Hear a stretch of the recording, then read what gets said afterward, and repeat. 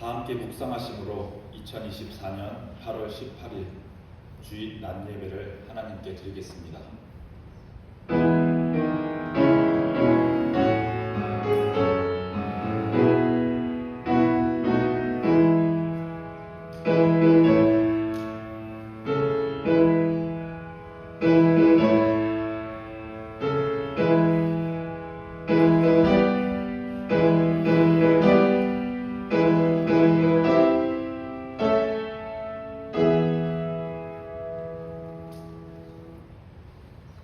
영원한 찬양과 영원한 경배를 받으실 하나님 아버지, 저희를 택하여 가까이 오게 하시고 오늘도 주님의 뜰 안에 살게 하시니 감사합니다. 주님의 성전에서 예배할 때 복을 받게 하시고 눈물 골짜기를 다닐 때 받았던 슬픔을 위로받게 하옵소서. 주님께서 들려주시는 진리의 말씀을 믿음으로 받아서 우리의 심령이 새 힘을 얻게 하옵소서. 늦은 비와 이른 비가 온 땅을 적신과 같이 이곳에서 예배하는 모든 성도들의 심령에 은혜의 단비를 흡족하게 내려 주시옵소서. 예배의 시종을 주님께 의탁하오며 예수님의 이름으로 기원하옵나이다. 아멘. 다 함께 일어나셔서 찬송가 3장을 찬송하시겠습니다.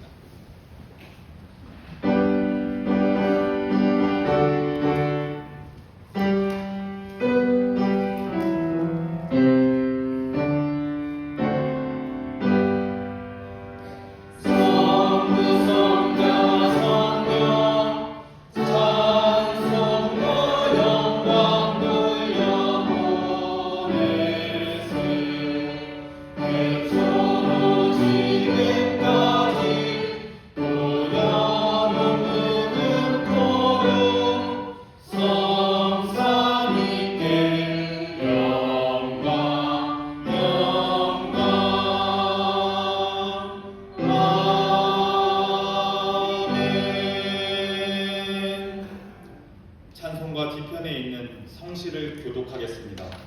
찬송가 뒤편에 있는 교독문 50번, 시편 116편입니다. 찬송가 뒤편에 있는 교독문 50번, 시편 116편입니다. 여호와께서 내 음성과 내 간구를 들으심으로 내가 그를 사랑하는도다. 그의 귀를 내게 기울이셨으므로 내가 평생에 기도하리로다. 사망의 줄이 나를 두르고 수월의 고통이 내게 이름으로 내가 환난과 슬픔을 만났을 때에 내가 여호와의 이름으로 기도하기를 여호와여 주께 구하오니 내 영혼을 건지소서 하였도다. 여호와는 은혜로우시며 의로우시며 우리 하나님은 긍휼이 많으시도다. 여호와께서는 순진한 자를 지키시나니 내가 어려울 때에 나를 구원하셨도다. 내 영혼아 네 평안함으로 돌아갈지어다. 여호와께서 너를 후대하심이로다. 주께서 내 영혼을 사망에서 내 눈을 눈물에서 내 발을 넘어짐에서 건지셨나이다. 내게 주신 모든 은혜를 내가 여호와께 무엇으로 보답할까? 내가 구원의 잔을 들고 여호와의 이름을 부르며 여호와의 모든 백성 앞에서 나는 나의 서원을 여호와께 갚으리로다. 그의 경건한 자들의 죽음은 여호와께서 보시기에 귀중한 것이로다. 사도신경하심으로 우리의 신앙을 고백합니다. 나는 전능하신 아버지 하나님 천지의 창조주를 믿습니다. 나는 그의 유일하신 아들 우리 주 예수 그리스도를 믿습니다. 그는 성령으로 잉태되어 공정녀 마리아에게서 나시고 본디오 빌라도에게 고난을 받아 십자가에 못 박혀 죽으시고 장사된 지 사흘 만에 죽은 자 가운데서 다시 살아나셨으며 하늘에 오르시어 전능하신 하나님 우편에 앉아 계시다가 거기로부터 살아있는 자와 죽은 자를 심판하러 오십니다. 나는 성령을 믿으며 거룩한 공교회와 성도의 구제와 죄를 용서받는 것과 몸의 부활과 영생을 믿습니다. 아멘. 자리에 앉으시기 바랍니다. 찬송가 29장을 찬송하시고 이어서 조성영 목사님 예배를 위해 기도해 주시겠습니다.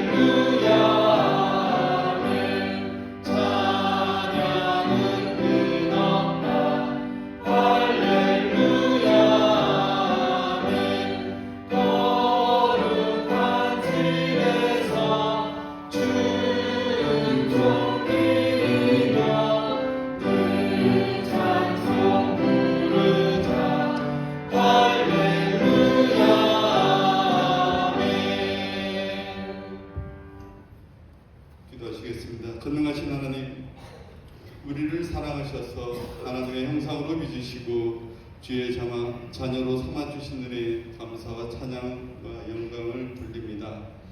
지난 한 주간은 너무나도 슬픈 한 주간이었습니다. 담임 목사님으로 섬기던 고 김성태 목사님, 하나님의 부르심을 받아 천국으로 가셨습니다. 그 빈자리가 너무나도 크지만 또한 우리에게 남겨진 사명이 있음을 알고 온 성도가 한 마음으로 본향교를 든든히 세워가야 함을 잊지 않게 하소서. 오늘 또 총빙하여 모신 우리 김시원 담임 목사님과 함께 온 성도가 힘을 합하여 교회를 세워가고 새로운 변화에 함께 기도하며 교회의 부족한 것을 채워가는 우리 본향교회가 되게 하여 주옵소서. 언제나 말씀과 진리 안에서 날마다 성장하게 하시며 사랑과 수고와 인내로서 참 소망을 전하고 이루어가는 교회가 되게 은혜를 내려 주옵소서. 우리 담임 목사님께 늘 성령 충만함을 내려주시고 양의 물을 이끄시는데 부족함이 없게 하시고 목사님을 비롯하여 모든 성도가 한 마음으로 화합하고 선을 이루는 우리 복된 본향교회가 되게 하옵소서. 이 시간 찬양으로 영광 돌리는 우리 찬양단의 찬양을 기뻐 받아 주시고 하늘 문을 여사 풍성한 은혜가 이 예배 가운데 넘쳐나는 시간 되게 하여 주옵소서. 감사하며 우리 주 예수 그리스도의 이름으로 기도드리옵나이다. 아멘.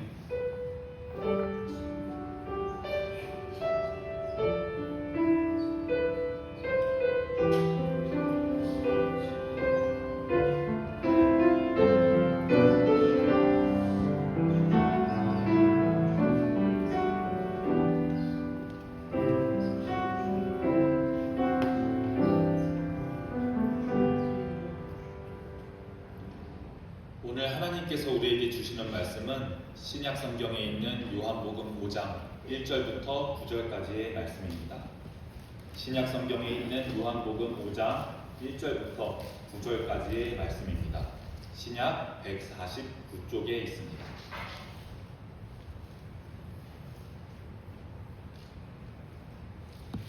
지금부터 하나님의 말씀을 봉독합니다. 여러분들에게 하시는 하나님의 말씀을 경청하시기를 바랍니다. 이것은 하나님의 말씀입니다. 그 후에 유대인의 명절이 되어 여호와께서 예루살렘에 올라가시니라. 예루살렘에 있는 양문 곁에 히브리 말로 베데스다라 하는 못이 있는데 거기 행각 5이 있고 그 안에 많은 병자, 맹인, 다리 저는 사람, 혈기 마른 사람들이 누워 물의 움직임을 기다리니 이는 천사가 가끔 못에 내려와 물을 움직이게 하는데 움직인 후에 먼저 들어가는 자는 어떤 병에 걸렸든지 낫게 되밀어라. 거기 38해 된 병자가 있더라. 예수께서 그 누운 것을 보시고 병이 벌써 오래된 줄 아시고 이르시되 네가 낫고자 하느냐.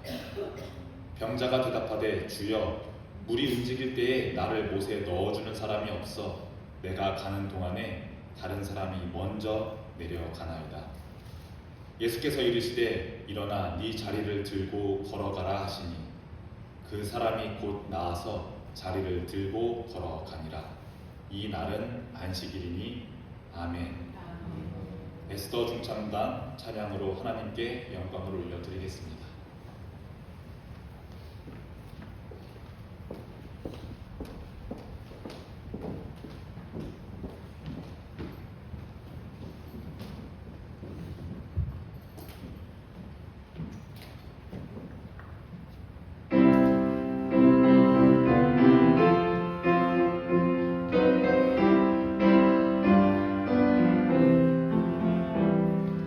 주의 곁에 있을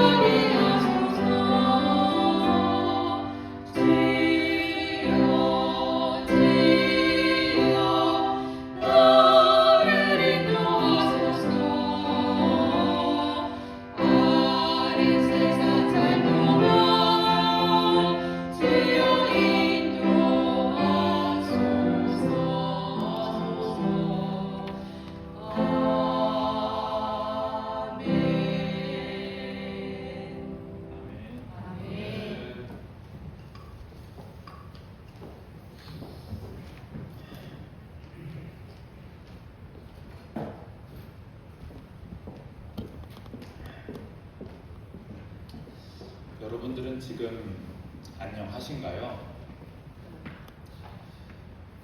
안녕하기 힘들어도 살아있는 우리들은 안녕해야 합니다. 다시 우리 한번 인사해 볼까요? 여러분 안녕하세요. 안녕하세요. 네, 감사합니다. 제가 신학교를 입학하고 서울에서 사역하기 위해 떠난 게 한 7년 정도 전인데 정말 오랜만에 우리 본향교에서 뵙는 것 같습니다. 그런데 이렇게 강단에서 인사를 드리는 건 처음인 것 같습니다. 저는 돌아가신 김성태 목사님의 첫째 아들인 김시온 목사입니다. 본향교회 성도님들의 안녕하냐는 인사 덕분에 사실은 안녕하기 힘든 상황과 안녕하기 어려운 조건 속에 있음에도 불구하고 그래도 안녕해야겠다는 힘과 위로가 됩니다. 참 우리나라 말에 있는 안녕하세요는 좋은 인사말 같습니다. 왜냐하면 상대방이 전혀 안녕하기 어려운 상황임에도 불구하고 고통 가운데 있음을 알매도 불구하고 당신은 안녕하냐? 나는 당신이 안녕했으면 좋겠다라는 안녕하세요라는 그 인사말은 참 위로가 되고 힘이 되는 인사말 같습니다. 성경 속에 등장하는 유대인들도 비슷한 인사를 하죠.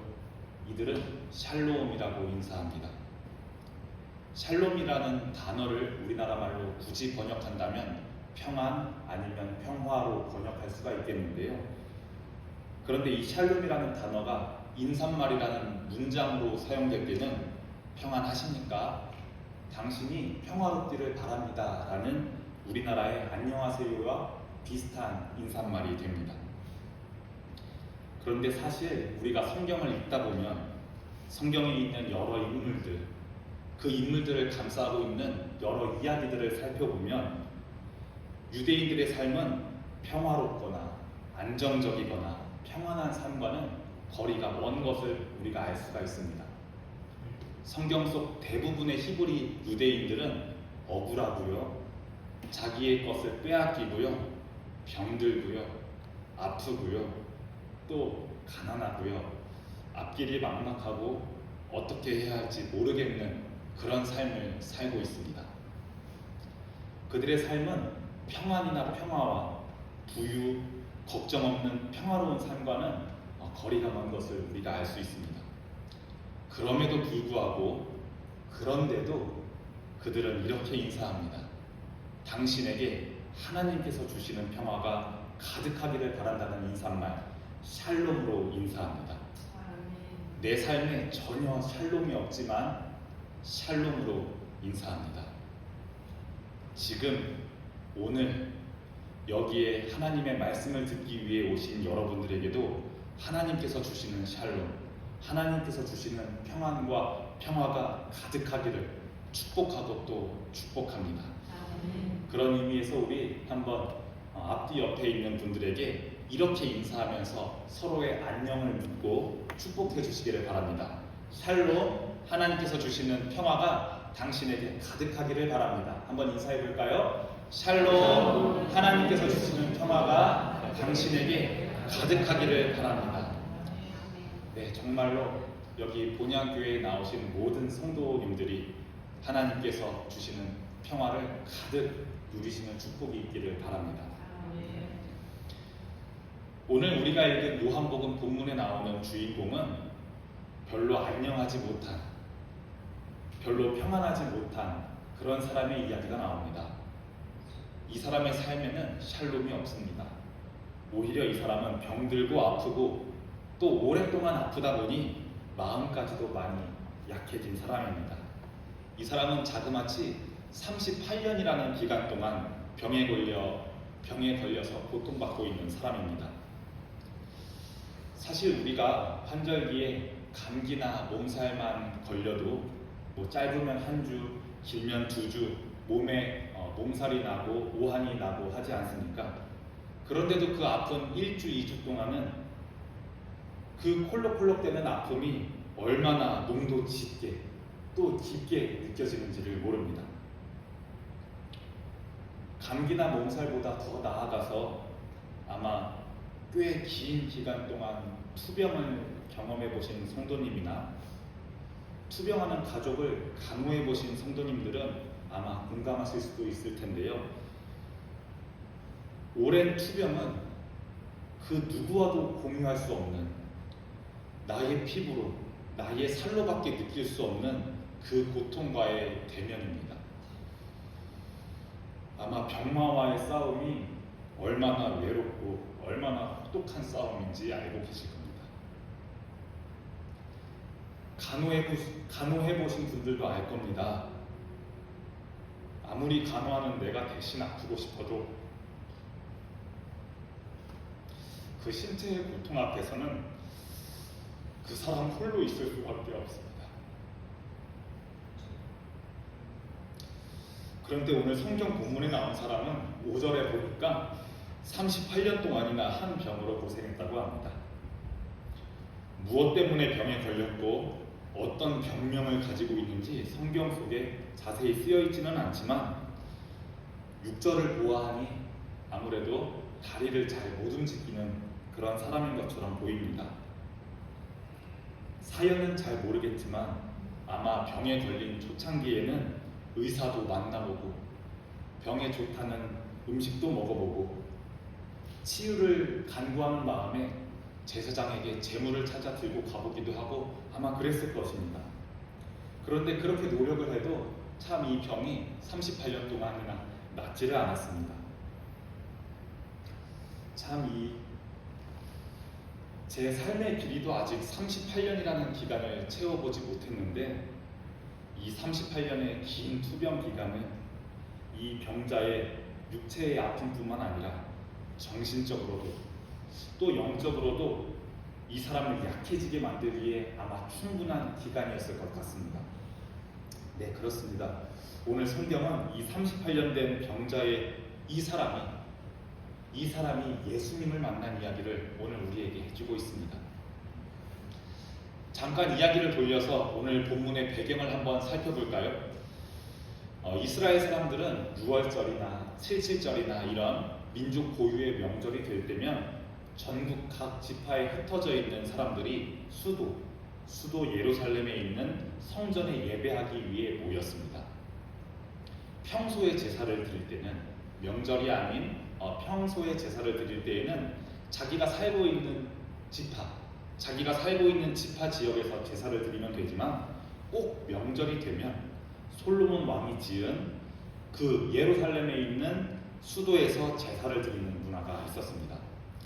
그래서 마치 요즘은 우리나라도 그런 문화가 많이 없어지기는 했는데 명절만 되면 이제 비성길이 고속도로가 마비가 되고 인구 대이동이 있었던 것처럼 유대인들도 명절만 되면 이 명절인 일주일 기간 동안에는 예루살렘 수도의 인구 밀도가 쫙 높아졌다가 명절이 끝나면 다시 각 지파로 돌아가는 이제 이런 문화가 있었습니다.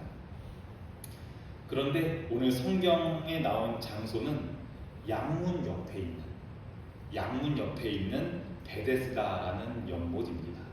양문 옆에 있는 베데스다라는 연못입니다. 옛날 조선의 수도 한양에 들어갈 수 있는 서대문, 동대문, 남대문과 같은 문들이 있었다면 예루살렘으로 들어갈 수 있는 여러 가지 문들 중에는 양문이라는 문이 있었습니다. 그 양문 옆에는 큰 연못인 베데스다가 있습니다. 오늘 이 베데스다라는 이름이 중요한데요. 베데스다는 긍휼의 집이라는 이름을 가지고 있습니다. 베데스다는 긍휼의 집이라는 이름을 가지고 있습니다. 이 베데스다는 성경에 나온 것처럼 히브리 말인데요.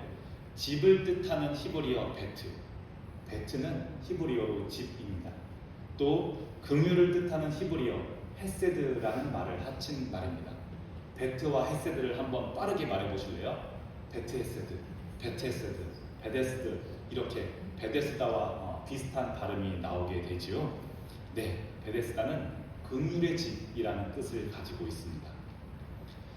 긍휼이라는 단어를 조금 더 쉽게 설명하자면 긍휼은 남을 불쌍하게 여겨주다라는 뜻을 가지고 있습니다. 우리가 보통 하나님을 부를 때 긍휼의 하나님이라고 부르죠. 우리를 제발 불쌍하게 여겨주세요 라는 의미에서 우리는 하나님을 긍휼의 하나님, 우리를 긍휼히 여겨주세요 라고 부르곤 합니다. 그러니까 이 베데스다, 긍휼의 집을 다른 말로 하면 하나님께서 불쌍히 여겨주시는 곳, 하나님의 긍휼하심이 가득한 곳, 이제 이런 뜻이 되게 됩니다. 그런데 수도 예루살렘으로 들어가는 양문 옆에 있는 이 연못 이름이 왜 베데스다일까요? 왜냐하면 본문 4절을 보니 여기에 아주 놀라운 기적이 일어났다는 이야기가 전해져 오고 있거든요. 아주 가끔씩 천사가 내려와서 연못의 물이 하늘로 치솟도록 만드는데, 이 물이 치솟는 현상이 일어난 다음 제일 먼저 연못에 자신의 몸을 담그는 사람은 그 사람이 어떤 병을 가지고 있었던지 간에 그 병이 낫게 된다는 아주 전설과도 같은 그런 유대인들의 이야기입니다. 사실 근대 이후 현대의 성경을 연구하는, 특히 신약 성경을 연구하는 신약학자들과 히브리인들의 문화를 연구하는 역사학자들에 의하면 이 요한복음에 기록되어 있는 물이 움직이는 이런 현상은 아마도 이스라엘이 사막 지역이니까 사막 기후에 있는 지하에 있는 암석들이 이제 열을 받아서 압력이 증가해서 지하에 있는 물이 지면 위로 솟아오르는, 보글보글 끓면서 솟아오르는 간헐천 현상이었을 것이다 라고 추측하는 사람들이 많이 있습니다. 물론 현대의 성경을 읽고 있는 우리들은 이런 자연 현상들을 압력이라느니 부피의 팽창이라느니 이런 과학적인 용어로 이해하는데 꽤 익숙하죠. 하지만 예수님께서 지상에 계시던 시대에는 이 물이 솟아오르는 현상을 정말로 천사가 내려오는 현상이라고 생각했었거든요. 그래서 정말 이 베데스다 연못 주변에는 앞을 못 보는 사람, 귀가 들리지 않는 사람, 걷지 못하는 사람 등등 병으로 오랫동안 고생하고 있는 사람들이 모여서 언제 저 연못의 물이 움직이나 기다리고 있었습니다. 오늘 설교의 주인공도 역시 이 양문 옆 베데스다에서 오랫동안 기다리고 있던 여러 병자들 중 한 명입니다. 그런데 오랜 기다림에 지쳐갈 때쯤 정말 물이 보글보글 끓는 것처럼 보이더니 정말로 물이 하늘로 솟아올랐습니다. 그러니까 이 연못 옆 행각에 있던 사람들이 앞다퉈서 빠르게 연못으로 빨리 들어가고 싶어서 앞다투어서 들어가기 시작했어요. 여기서 첨벙, 저기서 첨벙. 사람들이 연못 속으로 정말 간절하게 내 병이 낫고자 하는 그 마음과 함께 뛰어들기 시작합니다. 오늘 설교의 주인공인 38년 된 병자도 너무나도 간절하게 들어가고 싶지만 사람들이 많아서, 경쟁하는 사람들이 너무 많아서, 그리고 안타깝게도 나의 병이 다리가 움직이지 못하는 병이어서 이 연못으로 가장 먼저 들어간다는 건 사실상 불가능에 가까운 일이었습니다. 내가 원하는 건 저 연못 속에 들어가는 것 단 하나밖에 없는데 수많은 사람들이 이 한 가지 가지고 경쟁을 하니 나는 계속 실패할 수밖에 없고, 그 실패할 수밖에 없는 현실이 너무 슬프고 괴로웠을 것입니다. 그런데 참 이 베데스다 이야기에 가슴 아픈 역설이 한 가지 있습니다. 베데스다 연못이 어느 문 옆에 있다 그랬죠? 베데스다 연못이 양문 옆에 있다 그랬죠. 서대문은 서쪽에 있어서 서대문, 동대문은 동쪽에 있어서 동대문이지만 이 양문은 명절에 지방에서 올라와서 예루살렘 성전에 들어가 예배를 드리고자 하는 사람들이 반드시 제물을 들고 가야 했었거든요. 형편에 따라서 소를 드리는 사람도 있고 비둘기를 드리는 사람들도 있지만 이때 동물 양제물을 들고 들어가는 사람들은 반드시 이 양문을 거쳐가야 했습니다. 그래서 이 양문의 양은 동물 양을 뜻하는 양문입니다. 참 웃긴 이야기죠. 하나님을 예배하고 싶어서 하나님을 예배하기 위해 사람들이 명절이 되어 기간이 되어서 정결한 마음을 가지고 자기의 죄를 대신해서 양을 제물로 잡아 경건한 마음으로 하나님께 제사를 드리기 위해 이 양문을 들어가고 또 이 양문을 나왔을 텐데 그 누구도 이 여기 있는 이 수많은 환자들은 돌보지 않았다는 거예요. 심지어 이 설교의 주인공은 38년 동안이나 이 환자를 돌봐준 사람이 없었습니다. 참 가슴 아픈 역설이 아닐 수가 없습니다. 긍휼의 집인 베데스다에 정작 이웃들을 사랑하고 병자를 긍휼하게 여기는 마음은 전혀 이 장소에는 존재하지 않는 거예요. 이 역설을 통해서 우리는 수많은 사람들이 하나님을 예배한다고는 하지만 교회에 나와서 설교 시간에 하나님을 사랑하고 이웃을 사랑하세요 이런 설교는 수십 번 수백 번 듣지만 주변에 있는 이웃들은 정작 돌보지 않는, 나의 근처에 있는 어려운 이웃들에게는 긍휼한 마음을 품지 않는 그런 모습을 볼 수가 있습니다. 그래서 참 여기 있는 저를 포함해서 교회를 다니는 사람, 기독교인들은 많지만 예수님을 따라 살려고 하는 그리스도인들은 참 적다는 것을 이 본문 말씀은 우리에게 말해주고 있습니다. 이 38년 된 병자는 오히려 긍휼의 집인 베데스다에서 긍휼을 받을 수 없다는 생각에 나는 절대로 저 천사의 기적의 이야기의 주인공이 될 수 없을 거란 생각에 아마 오랫동안 피폐해져 있고 실패의 생각에 약해져 가고 있었을 것입니다. 아마 우리가 삶을 살면서 절망이라는 단어를 이런 때에 쓰지 않을까 싶습니다. 그런데 정말로 베데스다에 생각지도 못했는데 예수님이 오게 됩니다. 나는 예수님인지도 잘 몰랐어요. 그런데 예수님이 건넨 첫 마디는 네가 낫고자 하느냐? 당신의 병이 낫기를 원하십니까? 라는 질문이었습니다. 38년 동안 아무도 나에게 관심 가져주지 않고 아무도 말을 먼저 걸어준 사람이 없었는데 아마 말을 건네준 것만으로도 큰 위로가 되었을 것 같습니다. 설교를 준비하면서 이 말씀을 묵상하면서 저는 이렇게 상상하게 되더라고요. 우리가 좀 살면서 어려운 상태에 있다가 좀 외로운 상태에 있다가 누군가 우리에게 다가와주면 우리 막 할 말 안 할 말 그런 거 가리지 않고 막 신나서 주저리 막 내 이야기를 떠들잖아요. 이 사람이 얼마나 외로웠겠어요. 아마 이 사람은 신나서 자기 상황을 예수님에게 막 말했을 것 같습니다. 오, 선생님이 그 갈릴리에서 유명한 그 사람 맞죠? 제 이름은 누구누구인데요. 저는 언제부터 아팠는데요. 저는 여기를 두르면 다리 쪽이 막 아프고요. 수많은 사람들이 막 양문을 지나가는데 아무도 돌봐주질 않더라고요. 제가 지금까지 본 것만 해도 막 이러면서 저 갈릴리 지역에서 기적을 일으켰다고 소문이 난 예수님이 혹시 내 병도 고쳐줄 수 있지는 않을까 하는 마음에 간절히 예수님을 맞이했을 것 같습니다. 그런데 예수님은 정말로 이 사람의 병이 나을 수 있도록 도와줬습니다.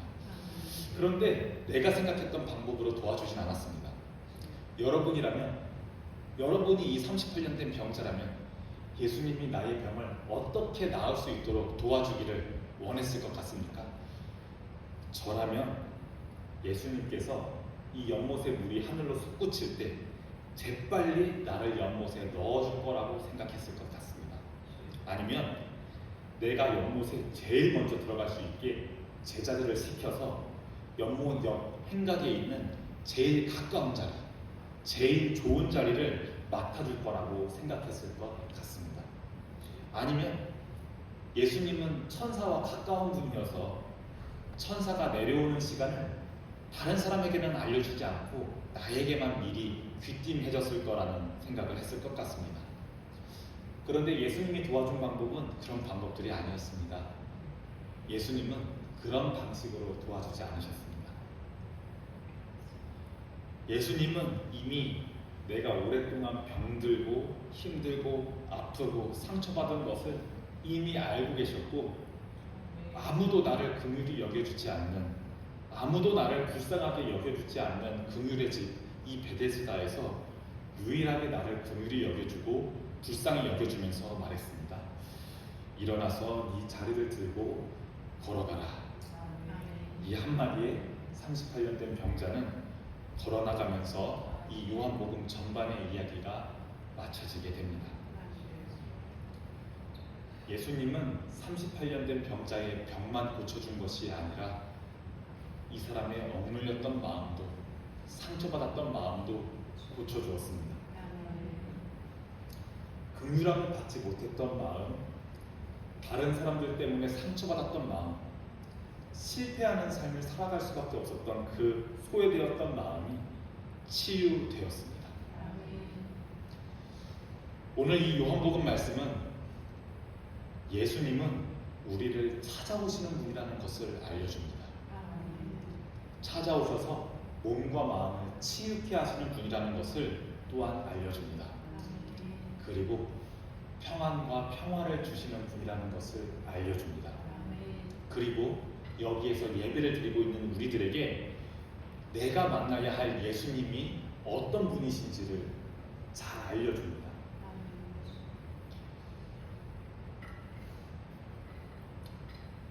저는 아버지께서 쓰러지셨다는 소식을 듣고 동생들과 번갈아 가면서 가족들과 병간호하면서 임종을 지키고 처음 겪는 또 어지럽기도 한 장례 절차를 다 치르고 난 후, 그리고 오늘의 설교를 준비하면서 과연 나는 남을 긍휼히 여기는 사람이었는지를 스스로에게 물어봤습니다. 왜냐하면 저는 참 누군가에게 긍휼함을 느끼는, 누군가에게 긍휼함을 베푸는 삶을 살지 못했던 것 같은데, 본향교회 성도님들과 또 전도사님과 목사님 그리고 가족들의 긍휼함을 너무나도 많이 입었기 때문입니다. 말씀 앞에서 제 삶을 솔직하게 되돌이켜보면 저는 제사를 드리기 위해서 양문은 정말 자주 드나들락 거렸거든요.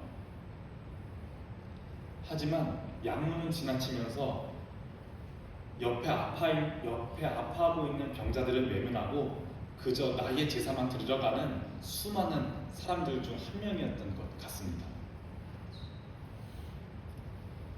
그런데 이번에 어려운 일을 당한 저희 가정의 아픔에 진심으로 옆에서 함께 아파해 주시고 함께 눈물 흘려 주시고 함께 기도해 주시는 본향교회 성도님들의 긍휼함을 받는 것이 감사하기도 하면서 한편으로는 참 이런 긍휼함을 받을 자격이 있나 부끄럽기도 했습니다.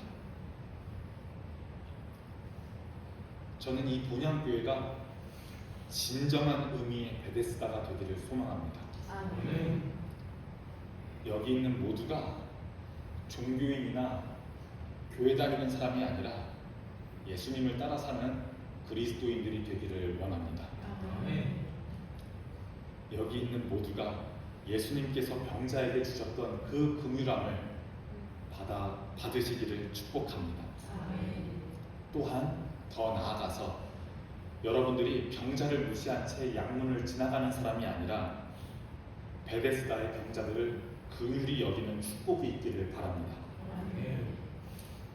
다시 말해서 이 본향교회 성전이 하나님께 긍휼함을 입은 자들이 모여서 서로가 서로를 긍휼하게 여기는 베데스다가 되기를 주님의 이름으로 축복합니다. 하나님께 긍휼함을 입고 성도들이 서로가 서로를 긍휼하게 여기는 것이 바로 하나님께서 우리에게 주시는 안녕, 하나님께서 우리에게 주시는 평화, 하나님께서 우리에게 주시는 샬롬이 될 줄로 믿습니다.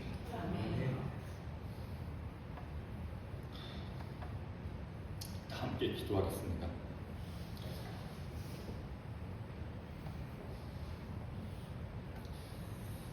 하나님 아버지 감사합니다. 오늘 이 본향교회에 예배하고자 하는 사람들이 모여서 하나님께 찬양하고 기도하며 또 하나님의 말씀을 들을 수 있게 허락하심에 감사합니다. 오늘 요한복음에 나타난 38년 된 병자가 예수님을 만나고 긍휼함을 입은 것처럼 오늘 우리도 이 성전에 나와 우리의 연약한 몸, 우리의 연약한 마음을 주님 앞에 내려놓습니다. 주여, 이곳에 나온 우리를 긍휼히 여겨 주시옵소서.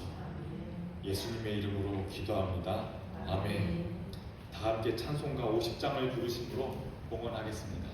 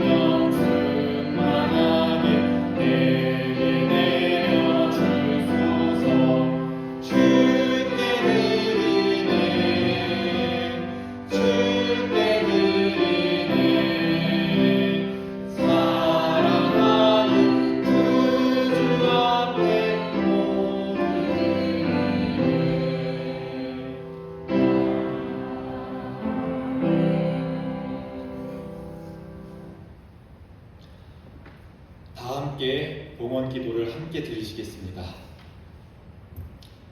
하나님 아버지 감사합니다. 오늘 본향교회의 성도들이 하나님께 예배를 드리기 위해 성전에 나와왔습니다.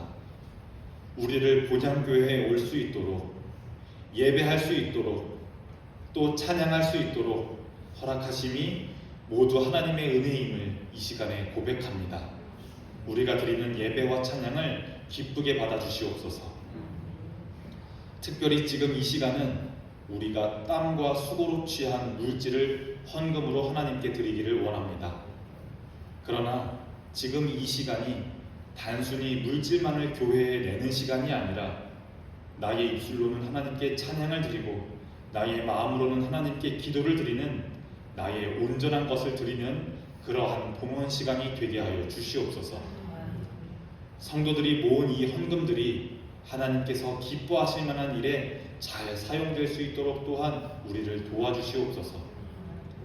드려진 이 헌금들을 통하여서 우리 본향교회가 예수님을 모르는 사람들에게 예수를 전하게 하시고 우리 남천동 주변에 있는 어려운 이웃들에게 따뜻한 손길을 건네는 이 시대에 맡겨진 교회의 역할을 넉넉하게 감당하게 하옵소서. 그리하여 자신의 수고한 것을 봉헌한 본향의 모든 성도들이 하나님의 나라를 확장시키는 축복의 통로가 되게 하여 주시옵소서. 예수님의 이름으로 기도합니다. 아멘. 교회 소식입니다. 주보 뒷면을 참고해 주시기 바랍니다. 첫 번째로는 정식으로 청빙 인사를 드려야 할 것 같습니다. 소천하신 고 김성태 원로 목사님의 뒤를 이어서 본향교회를 담임하게 된 저는 김시훈 목사이고 윤단비 사모, 제 아내 윤단비 사모를 이 시간에 정식으로 인사드립니다.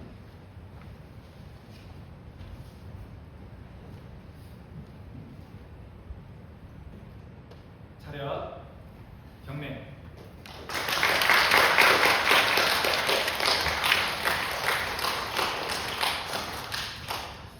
네, 감사합니다. 네, 두 번째 광고입니다. 지난 8월 10일 소천하신 고 김성태 목사님의 장례를 잘 마쳤습니다. 상을 당한 저희 가정을 위로해 주시고 또 기도해 주셔서 덕분에 은혜 가운데 잘 마칠 수 있었습니다. 감사드립니다. 세 번째로는 변경되는 사항이 교회 소식 3번과 4번에 있습니다. 9월부터는 기존에 오후 7시에 드리던 오후 예배를 오후 2시에 드리게 됩니다. 시간에 참고하여 주시기 바랍니다.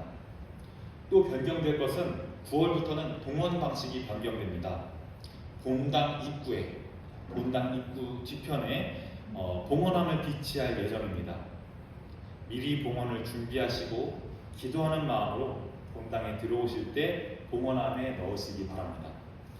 그러면 잘 정리된 헌금을 봉헌위원이 봉헌송과 함께 봉헌하게 됩니다. 이제는 예배 중에 헌금 봉투를 헌금하는 순서가 별도로 없다는 것을 잘 알고 계시기 바랍니다. 다섯 번째로 청소와 다함께 장애인협회 봉사가 있습니다. 이번 주까지는 봉사관계로 장애인협회 봉사관계로 봉사를 쉬게 되었는데 다음 주 돌아오는 화요일부터는 정상적으로 봉사 시작하게 됩니다. 이외의 내용은 주보를 참조해 주시면 되겠습니다. 다 함께 일어나셔서 파송의 찬양을 부르시겠습니다.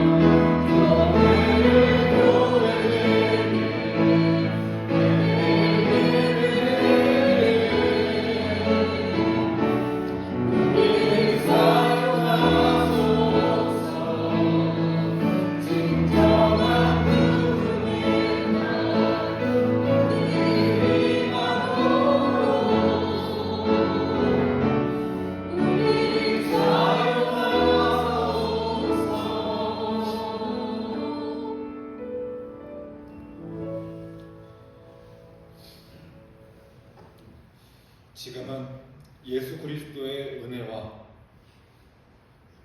하나님의 사랑하심과 성령님의 감동케 하고 또 교통하게 하심이 하나님께 긍휼함을 입고 서로를 사랑하고 아끼면서 주 안에서 샬롬을 누릴 본향교회의 모든 성도들과 그들의 가정과 그들의 삶 가운데 날마다 또 순간들마다 영원히 함께 하실 것을 간절하게 또 간절하게 축원합니다.